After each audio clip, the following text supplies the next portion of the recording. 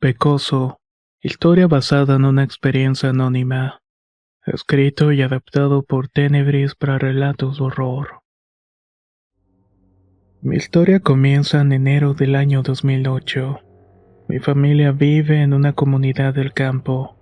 Este es un lugar olvidado por Dios. Apenas llega la luz eléctrica y el alcantarillado. En ese entonces yo era una niña que no le importaba nada de esto.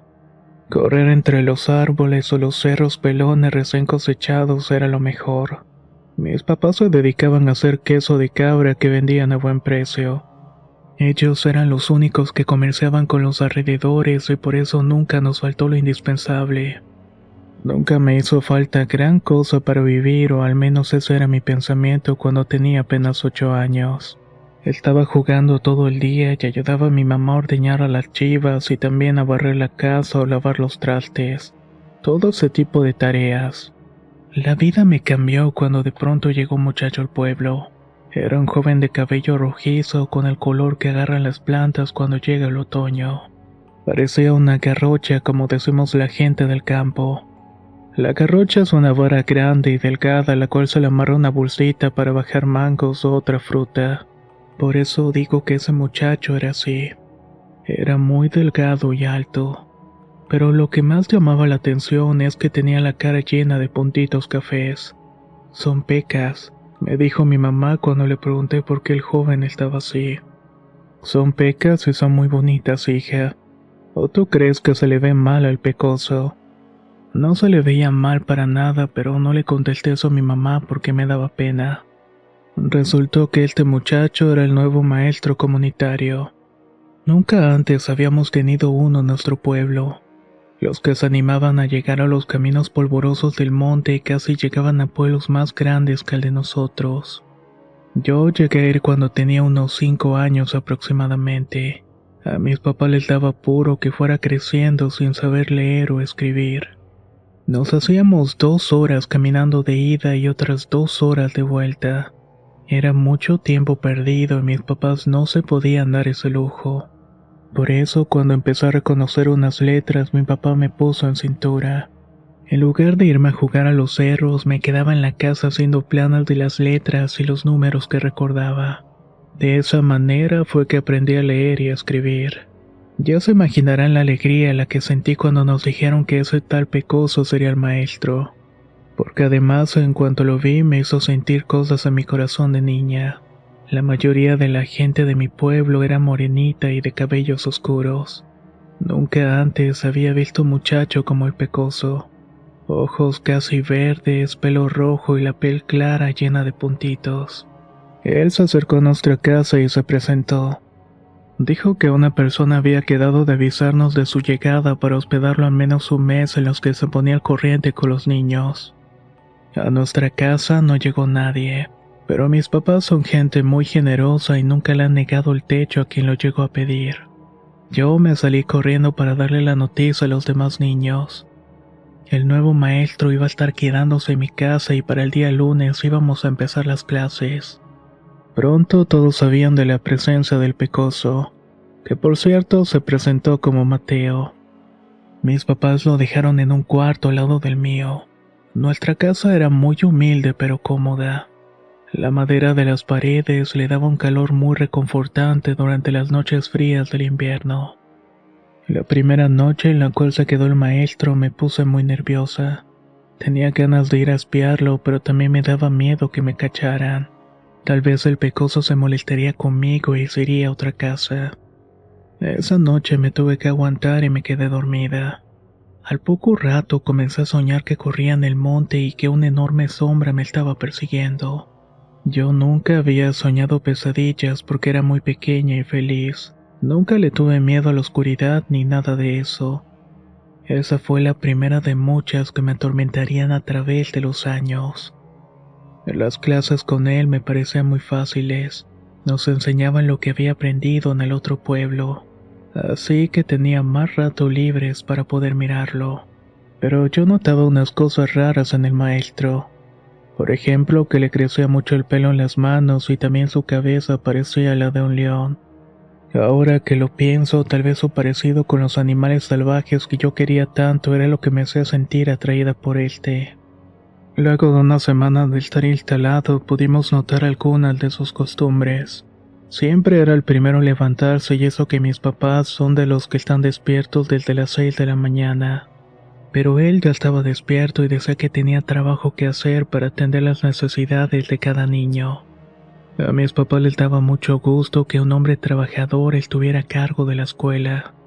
También notamos que el maestro era muy tragón. Comía más que mi papá y eso que los dos le servían doble plato de sopa o el guiso que hacía mi madre.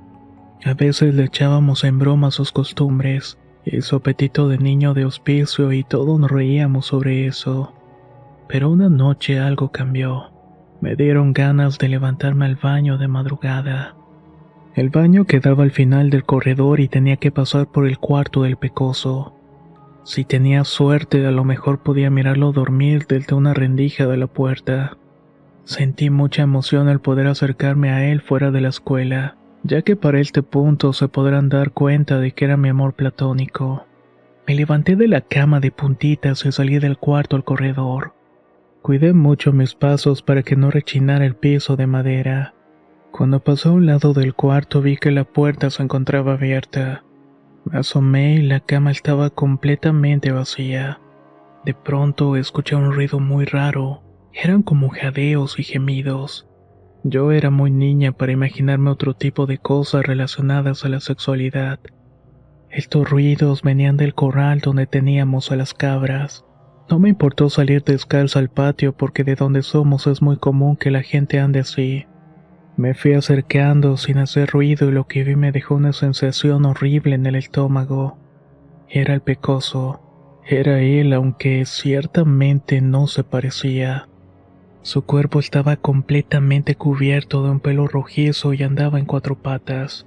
De su cabeza salían 2 cuernos muy grandes. Yo nunca vi un chivo con los cuernos de ese tamaño. Este animal o lo que sea estaba montando a una de las cabras que parecía estar petrificada por completo. La saliva no podía pasarme de la garganta al estómago, y por una extraña razón no podía dejar de ver los movimientos de la cabra roja sobre la otra más pequeña. Solamente cuando se cansó la dejó ir. Las chivas no gritaban ni tampoco intentaban correr, y hasta el día de hoy ya entiendo el porqué. No sé si era el miedo, las tenía hipnotizadas o era el comportamiento normal en ellas. Pero este animal rojizo comenzó a cambiar de tamaño ante mis ojos.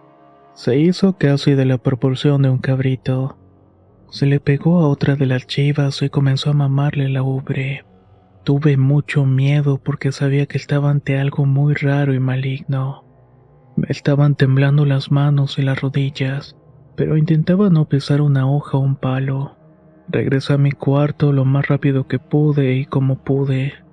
En cuanto cerré la puerta de mi pequeña habitación, corrí a la almohada y solté un grito ahogado. Me puse a llorar mucho y con mucho sentimiento. Noté que me había orinado en la pijama porque no había ido al baño en primer lugar, y estoy segura de que haber visto esa espantosa escena me hizo mojarme sin remedio. Ese maestro que yo admiraba tanto y que me parecía muy guapo en realidad era un monstruo. Al día siguiente, mientras desayunábamos, no soportaba estar en la misma mesa que él. Mi madre notó algo porque me preguntó si estaba bien. Me veía pálida y con los ojos hinchados. Le dije que sí y era porque me había costado dormir esa noche. El pecoso dejó de masticar el taco de queso que tenía en la boca y se me quedó viendo. Sentí que sus ojos a mi lado se estaban penetrando el alma de niña y adivinaba que lo había descubierto.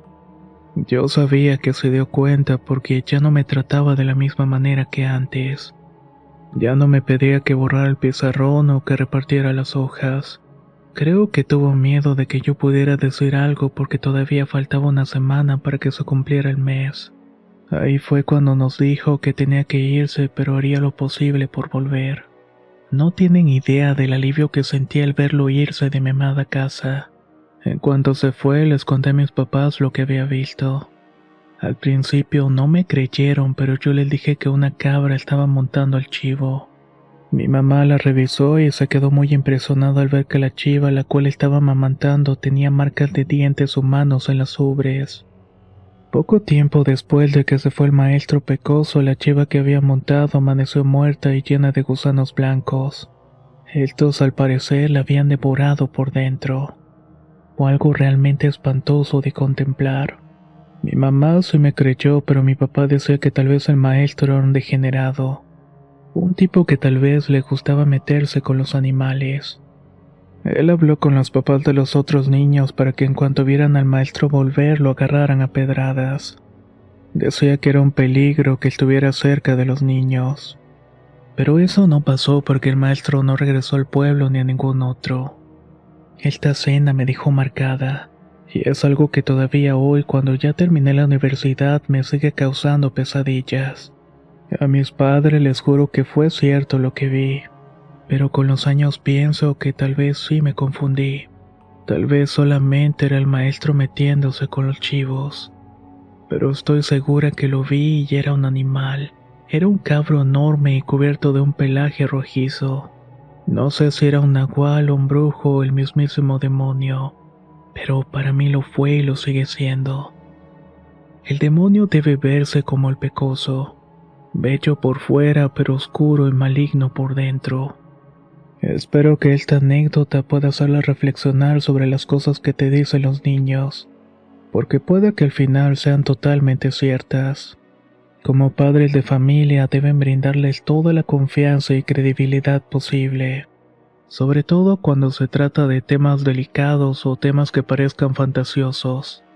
Muchas gracias por haber escuchado esta experiencia.